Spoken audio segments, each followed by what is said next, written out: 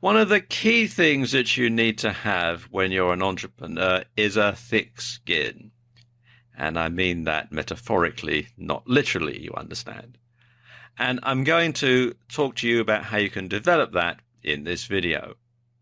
Now, one thing is you do need to know what people really think, even if it's hurtful. So in your business activities, you need to ask for feedback. You need to take it constructively, but don't take it personally. Because surrounding yourself with yes men or yes women won't do you any good. And sometimes you can get so close to what you're doing that you can't see the forest for the trees. So getting feedback, hearing things that perhaps you don't want to hear, hearing things that perhaps aren't very pleasant, all comes with the territory. So you don't take it personally. So you develop a thick skin so that you can take the blow, but it doesn't hurt as much. You also want to tune out unhelpful, negative comments that you're going to get about your business. Because some people will want you to fail. Now, I know that sounds an odd thing to say. Why would somebody want you to fail?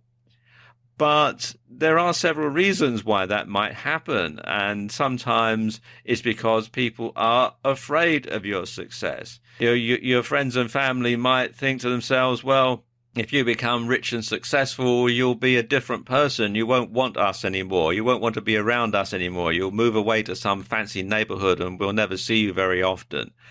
And so they're afraid that if you're successful, it's going to have a negative impact on them.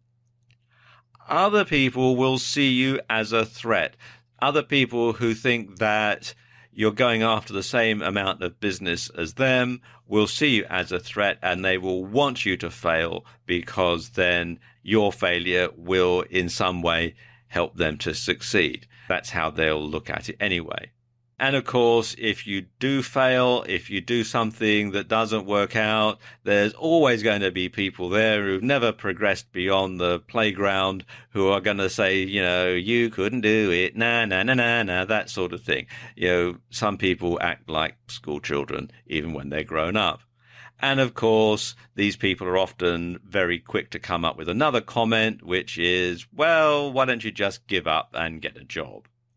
And there are some times when you're an entrepreneur, when things are not going very well, when cash flow's tight, when having a regular income and a regular paycheck can look pretty appealing.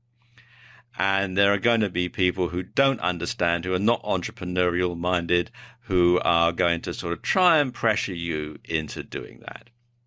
Something else that comes with developing a thick skin is ignoring unsolicited advice from people who don't know what they're talking about. And this is something that you'll encounter quite a lot as an entrepreneur. You're going to find people who think they know what they're talking about and who don't know anything about your business, who don't know anything about being an entrepreneur or running a business or anything like that, but they are not going to hold them back from offering their advice. In the UK, there's a comedian called Harry Enfield.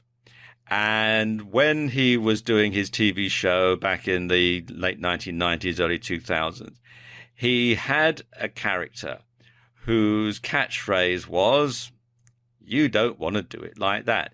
And he used to say in a very sort of nasally sort of voice, "You don't want to do it like that." And he would offer this advice to people, and of course it would always end in disaster. And I'm sure that the character was based on someone that Harry Enfield knew. And let's face it, we all know people like that. We all know people who are going to sort of look at what you're doing and say, "Oh, you don't want to do it like that," and then offer some advice based on what they think they know or based on what they think you ought to be doing when they really don't know anything about your business.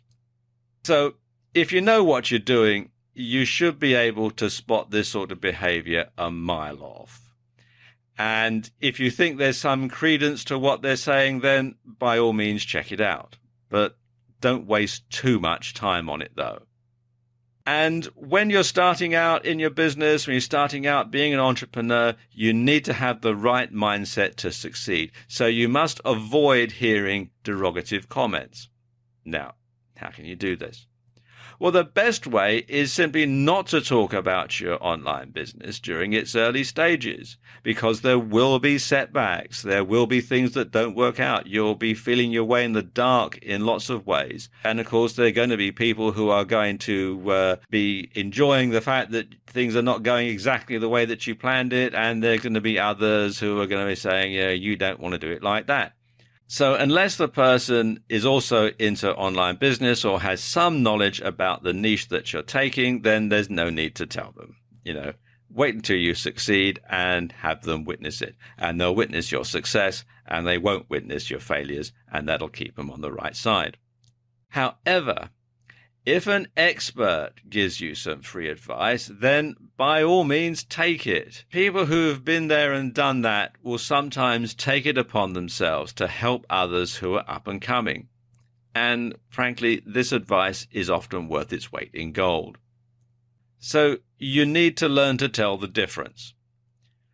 And it's actually not all that difficult, because good advice is usually framed positively and is backed up with examples and case studies, often from first-hand experience. Whereas know-it-all advice is usually negative in nature. It's the you don't want to do it like that sort of advice. And you have to bear in mind that you won't be successful all the time. There will be setbacks. It's inevitable. And you will fail at some things. But what you need to do is to develop that thick skin, learn from the experience, and move on. And don't let other people's negativity put you off of pursuing your ambitions.